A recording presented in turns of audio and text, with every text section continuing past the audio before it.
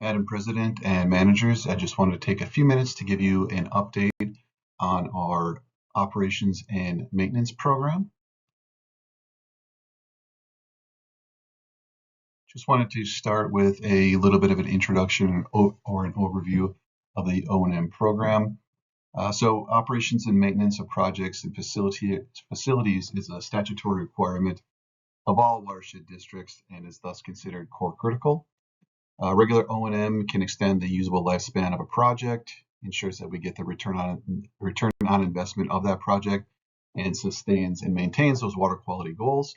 And O&M is also a requirement of the grants that we typically use for project implementation.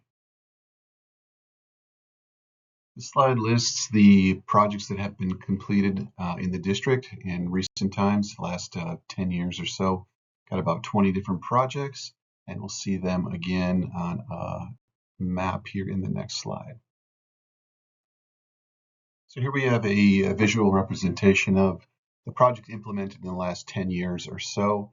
You can see that we've implemented projects from upstream to downstream manner. So we've got a number of projects along Bone and Forest Lake, and then more moving down towards Comfort Lake itself, and a few projects slated for the Little Comfort Lake area here in the near future. Highlights for the O&M program here in 2024 include the creation of an O&M database, maintenance on many or several of the project buffers throughout the district, improved maintenance of the County Road 50 iron enhanced sand filter, and then DIY monitoring of the majority of the projects for the district. So I'd say that we've had a great deal of progress developing and formalizing the O&M program. If you recall, we did put together a comprehensive O&M plan back in the winter 2021-22. So that was our first step into really formalizing the O&M program. This year we had EOR develop a maintenance assessment and tracking tool used to track project performance and identify future maintenance needs. We did contract with Edge Ecosystems to maintain buffers on Third Lake Pond, and then also around the reuse pond at Forest Hills Golf Club. We learned a lot about the County Road 50 iron enhanced sand filter. We had a challenging year. We did a lot of pumping, so treated a lot of water, but with that came a lot of biofilm from that wetland complex upstream.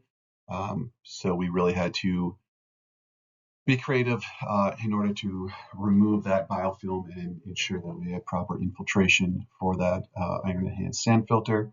And then we were also able this season, this past summer, due to the extensive rains that we had, precipitation throughout the monitoring season, we were able to get out and monitor many of these projects to see if they are functioning as designed.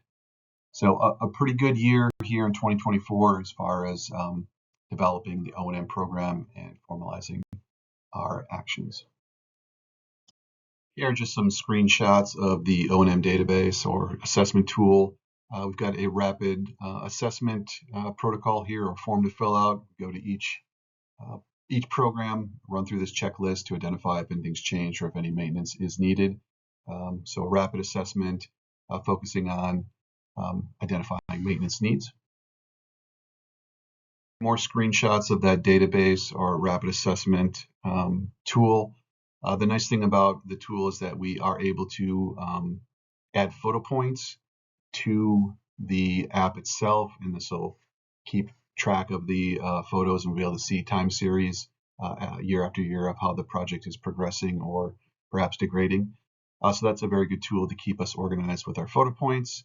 We are able to collect water quality data and then enter those readings into the database itself to track those, and then keep track of maintenance records as well. We can enter in each time we take a maintenance action, and then that is logged and added to the project or O&M database to make sure that we have records moving forward and keeping everything organized. As I mentioned earlier, we were able to take water quality samples at many of the projects this year due to the abundance of precipitation events. So we took samples at 10 of 16 sites.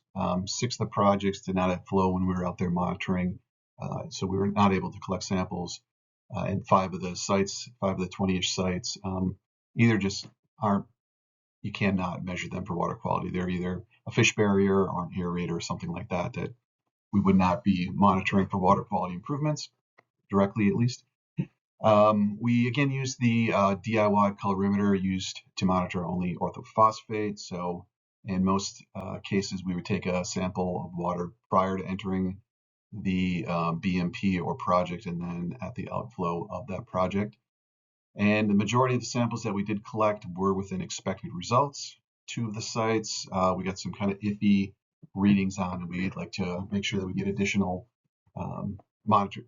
additional samples next year or in future years to verify the results that we found this year, just to make sure that we're actually getting accurate readings at those two locations. In summary, I would consider 2024 a successful year for O&M. We learned a lot about the County Road 50 iron enhanced sand filter. We initially had some issues with the control system, the telemetry, and adjustment of the pump system. We worked with the manufacturer to come out and troubleshoot that and get that back online and operating properly. We also learned a lot about the maintenance of the filter beds themselves. We pumped a lot of water through the system this year. With the water from the wetland complex, we got a lot of biofilm that crusted over and clogged the filter bed. So we learned pretty quick that we needed to increase the amount of raking, weeding of that system, and then eventually hired the Washington Conservation District, their field crew, to come out and do some additional weed pulling and tilling to restore infiltration rates of the filter bed themselves. We also did some maintenance on the Forest Lake outlet weir. We repaired some of the panels as water flows over those panels. They tend to vibrate and some of the bolts come loose periodically. So we went in and restored or repaired the weir itself, put those bolts back in, replaced them with locking nut washers, nuts as well. And then we also cleared boulders from the outflow or just downstream of the outlet and into the culvert as well. The thought there is to increase conveyance rates of water, increase the velocity, and hopefully reduce the possibility of fish jumping over that weir. Basically, we're just creating a faster area that does not have any holding pools for the fish to rest before trying to get up and over the grades themselves. So hopefully that'll help to alleviate the issues that we saw last year at high water with carp and that system. As I stated earlier, we did some maintenance of the buffer vegetation along Third Lake Pond and at the Forest Hills Golf Club Stormwater Reuse Pond. This included spot herbicide application and spot mowing of those areas to remove invasives and promote the native vegetation in and along those ponds. We also did quite a bit this year with beaver mitigation.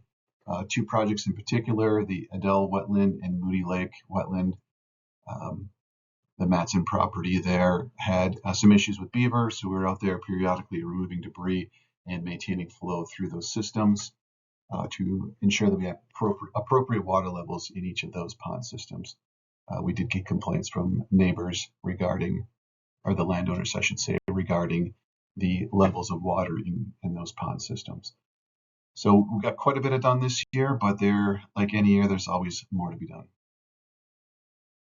And speaking of more things to be done, we've got just a snapshot here of the 2025 O&M budget. The summary here is that we have no major maintenance that we're planning for. However, the 2025 budget still is fairly tight. So we've got a little bit of vegetation maintenance that we're planning, but no major maintenance, for example, replacing an iron enhanced sand filter bed or anything like that. So just minor maintenance, and we should use up all of the 2025 budget this coming year. So we will use the majority of that budget on the following things.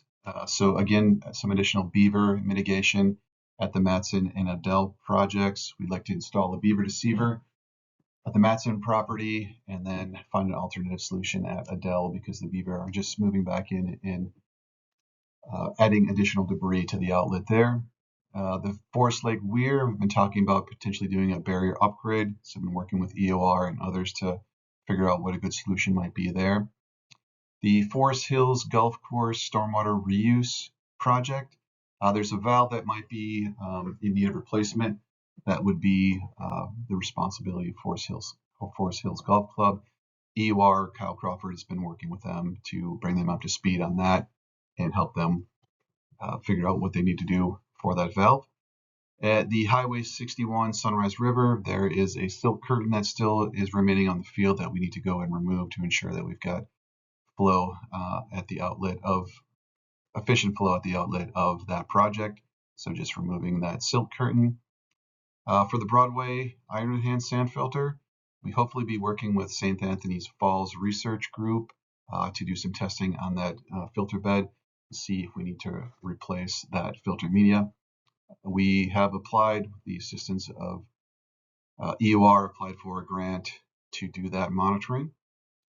Speaking of monitoring, we'd like to be able to get out and look at all of our projects again this year at a variety of different precipitation events to better analyze the function of those projects, again using the DIY technology, looking at orthophosphate, basically inlet and outlet of those projects to see if they are decreasing the amount of orthophosphate in those systems. And again, we'll be looking to contract out a little bit of the maintenance, the WJD6 Iron Hand Sand Filter.